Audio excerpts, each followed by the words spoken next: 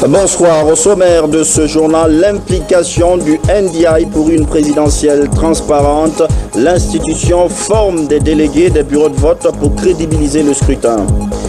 Parfois, il y a un marché noir dans la gestion des manuels scolaires. La société civile met les pieds dans le plat. Toute la chaîne est étudiée et le rapport validé. Et puis l'ASFAG en Corée du Sud pour défendre le rouge-jaune-vert guinéen. L'équipe de l'armée a reçu le drapeau et s'apprête pour les 6e Jeux militaires. Voilà pour les titres. Madame, Monsieur, bonsoir et bienvenue dans cette édition d'information qu'on ouvre par ces deux messages départ. Le premier, adressé à Sa Majesté Salman Ben Abdelaziz Al Saoud, roi d'Arabie Saoudite, gardien des deux saintes mosquées. Majesté, c'est avec une grande consternation que nous avons appris l'affligeante nouvelle de la bousculade survenue dans la vallée de Mina, près de la ville sainte de la Mecque, qui a fait des centaines de pertes en vies humaines et de blessés graves, tout juste après le premier drame de la Kaaba. En cette douloureuse circonstance, je voudrais me joindre au peuple et au gouvernement guinéen pour adresser personnellement à votre Majesté, au peuple saoudien et singulièrement aux familles des pèlerins touchés, mes condoléances les plus attristées. Nous prions Allah le Tout-Puissant et le Très Miséricordieux d'accueillir l'âme des disparus parmi ses élus et de nous épargner de ce genre de drame dans le futur. Veuillez agréer, Majesté, l'assurance de ma très haute considération. Professeur Alpha Condé, président de la République, chef de l'État. Ce second message départ du président Alpha Condé, adressé cette fois-ci à M. Iyad Amin, secrétaire général de l'Organisation de coopération islamique. Monsieur le secrétaire général, c'est avec une vive émotion que j'ai appris la triste nouvelle de la bousculade survenue dans la vallée de Mina ayant causé des centaines de morts et de blessés graves. À cette douloureuse occasion, je voudrais, au nom du peuple et du gouvernement guinéen ainsi qu'à mon nom propre, vous adresser personnellement et à la Oumma islamique mes sincères condoléances. Qu'Allah le Tout-Puissant, le Clément et le Très Miséricordieux accueille l'âme des défunts dans son paradis éternel. Veuillez agréer, Monsieur le Secrétaire Général, l'expression de ma haute compassion. Professeur Alpha Condé, président de la République, chef de l'État. Et ces deux décrets, le premier portant création de l'unité de sécurisation de l'élection présidentielle. Le président de la République a vu la Constitution décrète, article 1er. Il est créé dans le cadre de l'élection présidentielle en Guinée une unité de sécurisation de l'élection présidentielle placée pour emploi sous la responsabilité de la Commission électorale nationale indépendante. Et j'en viens aux dispositions finales, notamment avec l'article 14 qui dit que le mandat de l'unité de sécurisation de l'élection présidentielle s'applique à toutes les étapes de l'élection. Article 15, le ministre de l'administration du territoire et de la décentralisation, le ministre délégué à la défense nationale, le ministre de l'Intérieur, le président de la Commission électorale nationale indépendante sont chargés de l'exécution du présent décret. Article 16. Le présent décret qui abroge toutes dispositions antérieures contraires et qui prend effet à compter de sa date de signature sera enregistré et publié au journal officiel de la République. Conakry le 25 septembre 2015, professeur Alpha Condé. Et puis ce décret porte en nomination du commandant et du commandant adjoint de l'unité de sécurisation de l'élection présidentielle. Le président de la République décrète, article 1er, le général de corps d'armée Ibrahima Baldé, haut commandant de la gendarmerie nationale et directeur de la justice militaire, est nommé cumulativement à ses fonctions commandant de l'unité de sécurisation de l'élection présidentielle. Article 2.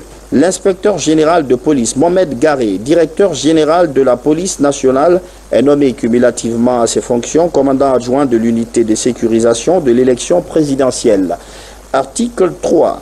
Le ministre de l'administration du territoire et de la décentralisation, le ministre délégué à la défense nationale, le ministre de l'Intérieur et le président de la Commission électorale nationale indépendante sont chargés, chacun en ce qui le concerne, de l'exécution du présent décret. Article 4. Le présent décret qui abroge toutes dispositions antérieures contraires et qui prend effet à compter de sa date de signature sera enregistré et publié au journal officiel de la République, Conakry le 25 septembre 2015, professeur Alpha Condé. Dans un peu plus de 2 semaines, les Guinéens ont rendez-vous avec l'histoire. Cette présidentielle se prépare et pour sa réussite, le groupe NDI lance une formation à l'intention des délégués des bureaux de vote. En clair, il s'agit de permettre aux différents camps politiques de placer le scrutin sous haute surveillance. Mahmoud Barry.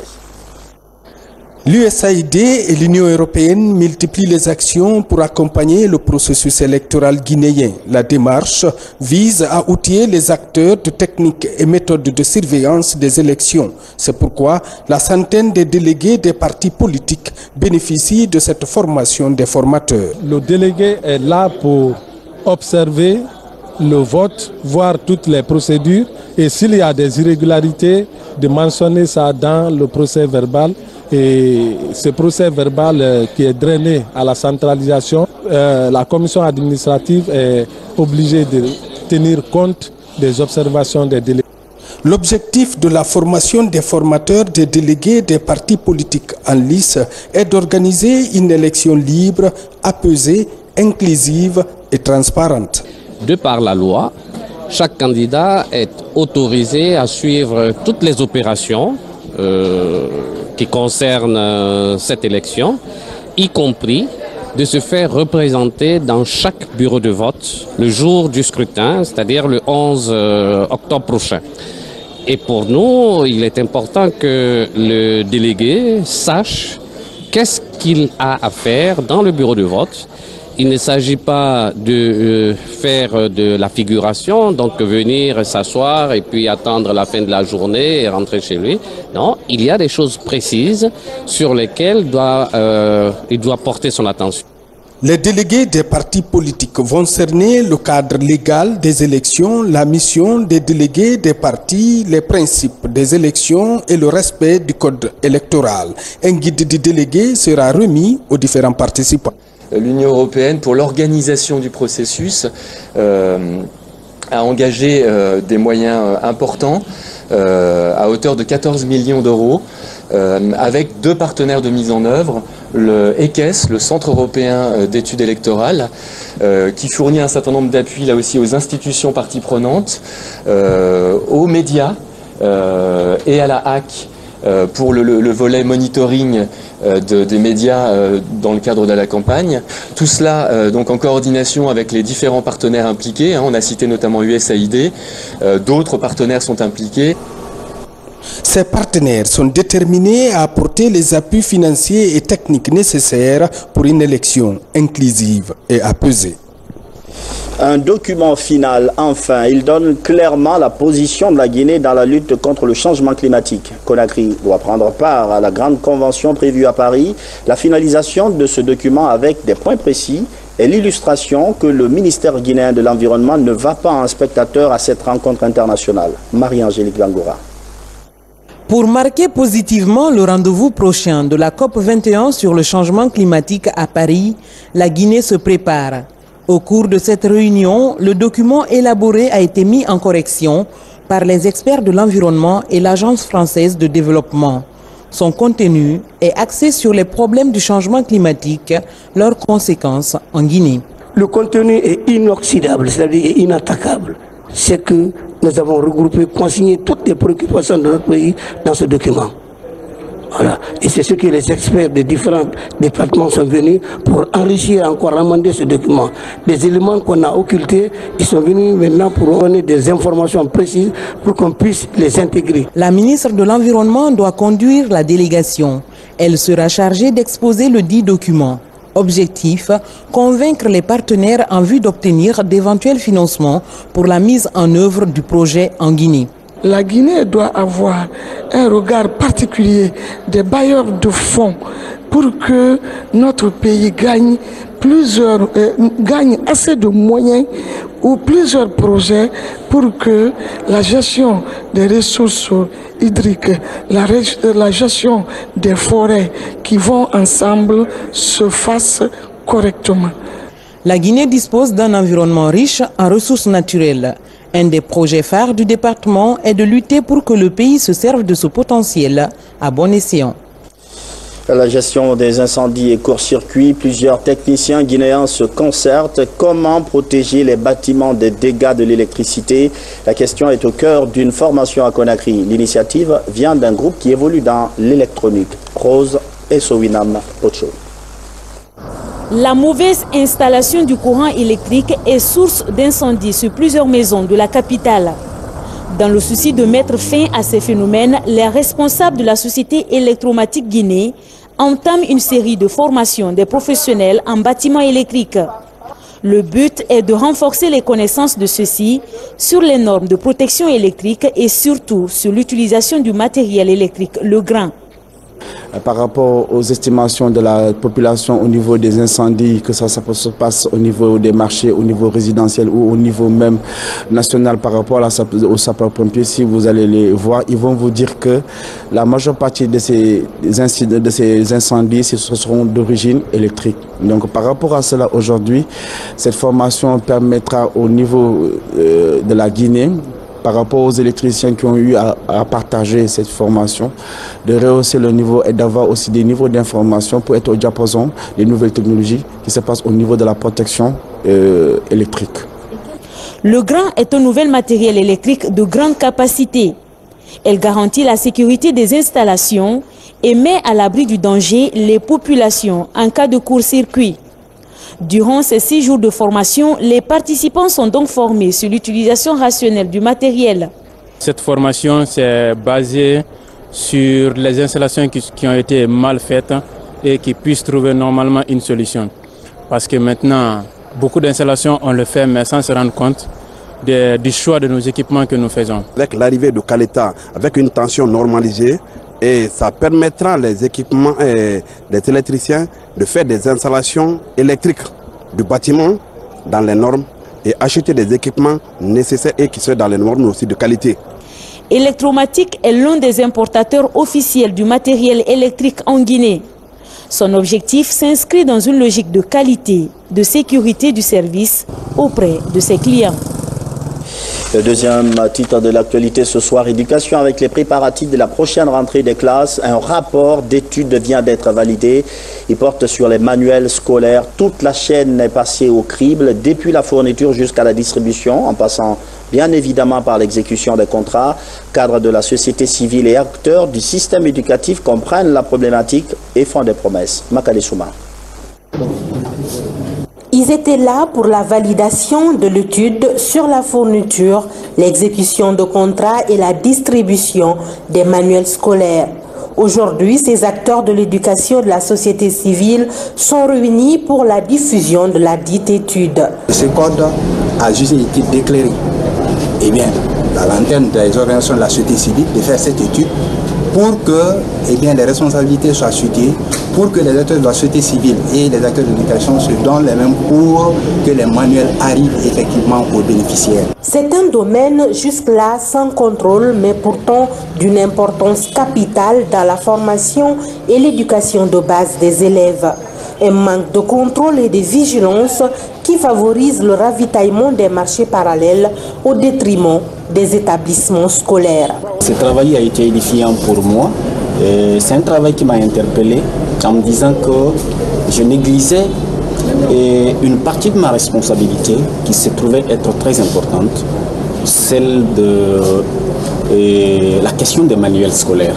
Un cadre de concertation est mis en place, une dynamique régionale d'échange entre les acteurs de la société civile et le système éducatif, afin qu'ils soient ensemble impliqués dans le processus de passation des marchés, la distribution, surtout pour permettre une lutte efficace contre la vente des manuels sur les marchés.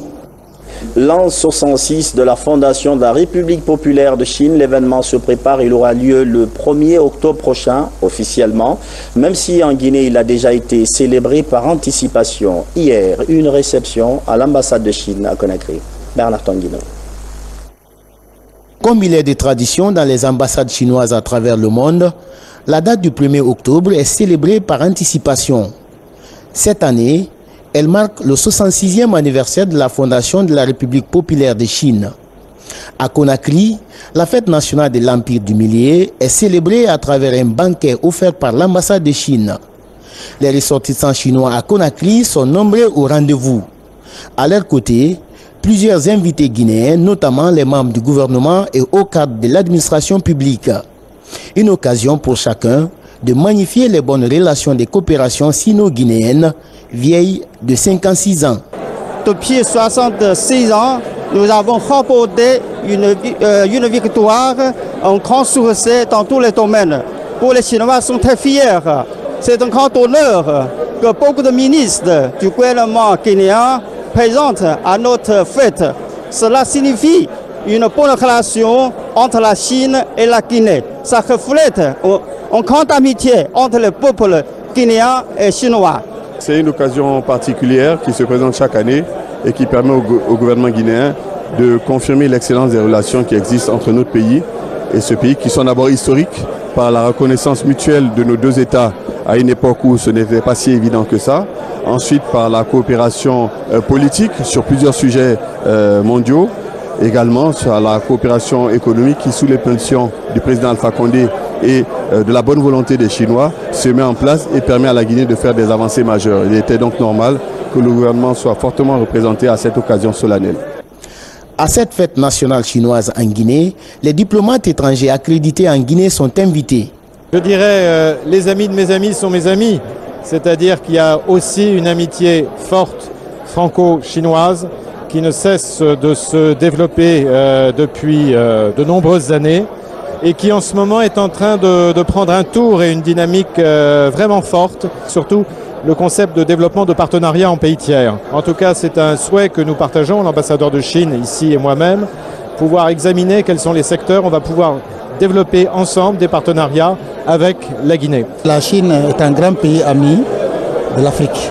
Ici en Guinée, on a suivi les réalisations que la Chine a entreprises ici, mais chez moi au Sénégal aussi, la Chine a œuvré pour le développement du Sénégal dans le domaine des infrastructures et dans beaucoup d'autres domaines. La proclamation de la République populaire de Chine le 1er octobre 1949 par Mao Zedong a insufflé un nouvel élan de développement au pays le plus peuplé du monde, devenu aujourd'hui la deuxième économie mondiale. Célébrée en pompe chaque année dans le pays, la date du 1er octobre ouvre une semaine de vacances à la communauté chinoise à travers le monde. Bonnes vacances donc aux Chinois qui sont ici actuellement en Guinée Santé. L'actualité, c'est cette rencontre sur la gestion des structures communautaires de la région de Kindia. La société civile demande de la transparence et souhaite de la part de l'État beaucoup plus d'engagement. L'objectif est de tenir le pari d'une meilleure santé pour tous. Mohamed Lamine Camara. Les préfectures de Koya, Kindia, Dubrika et Forikaria, dans la région administrative de Kindia, vont bénéficier d'un nouveau projet. Il s'intitule « L'appui à l'amélioration de la gouvernance des ressources allouées au secteur de la santé ». L'idée est de l'UDEC, l'Union pour le développement communautaire, en partenariat avec OSIWA.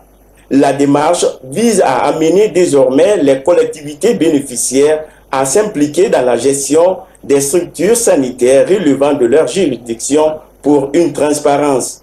Nous devons pouvoir améliorer la capacité de nos sociétés civiles, nous membres de sociétés civiles, pour enfin arriver à faire un contrôle citoyen qui permettrait à l'État, en même temps aux communautés, de connaître les droits et devoirs et donc un système de redevabilité entre ces entités. Cette plateforme d'échange permettra aux représentants des communautés d'appréhender davantage les acquis et faiblesses pour résoudre les problèmes sanitaires des populations à la base. Les citoyens seront informés et sensibilisés sur la vie de leur centre de santé. Ce nouveau programme s'étendra sur une durée de 18 mois d'exécution, ce qui permettra désormais aux acteurs concernés de prendre à bras le corps le bien-être communautaire à travers une approche participative.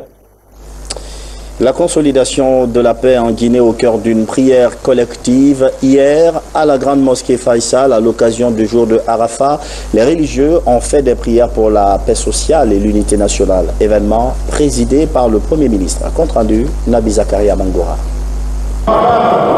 C'est dans une ferveur religieuse que le Premier ministre, chef du gouvernement, s'est rendu à la grande mosquée Faisal de Conakry. Mohamed Saïd Fofana était venu assister à la lecture du Saint-Coran et les bénédictions dites pour rapprocher notre pays à Allah le Tout-Puissant, tout en implorant sa grâce pour l'éradication de la maladie à virus Ebola en Guinée. L'initiative est du secrétariat général des affaires religieuses. La montée de Arafat, pour celui qui n'est pas sur le territoire de Arafat, doit gêner. C'est dans cette mesure que nous avons demandé tous les musulmans de la Guinée, les imams de 12 720 mosquées de la République de Guinée du prière de vendredi, tous aussi n'ont qu'à gêner aujourd'hui, n'ont qu'à se regrouper dans les différentes mosquées pour implorer Allah subhanahu wa ta'ala en faveur de la Guinée, pour l'unité nationale, pour le renforcement du tissu national, pour la lutte contre Ebola, pour une élection apaisée du 11 octobre 2015. Cette cérémonie religieuse est mise à profit pour solliciter la miséricorde afin qu'il continue à instaurer la paix et la quiétude sociale entre les fils du pays avant, pendant et après l'élection présidentielle. On profite de cette occasion pour invoquer Dieu pour sa miséricorde et sa bénédiction pour le peuple de Guinée. Je crois que c'est ce qu'ils ont fait. Et cela a été fait non seulement à Conakry, mais sur pratiquement toute l'étendue du territoire national. Alors je suis donc venu au nom du chef de l'État de remercier et les féliciter pour ça, pour cet esprit-ci. Des sages de la région forestière, des prières également pour la paix et la réconciliation nationale en image, des prières qui ont eu lieu cet après-midi à la grande mosquée de la Cité de l'Air. Nous y reviendrons. À fête des Tabaski, hier, nos frères et pères de Mamon nous ont aussi offert leur sacrifice à Dieu. Les imams ont mis l'occasion à profit pour faire des prières pour le renforcement de l'unité nationale et la tenue d'une élection présidentielle apaisée. Ces images que vous voyez là tout à l'heure sont des images qui ont été rapportées par notre correspondant Mamadou Paté-Baldé, basé à Mamon. Et puis une trentaine d'agents formés par des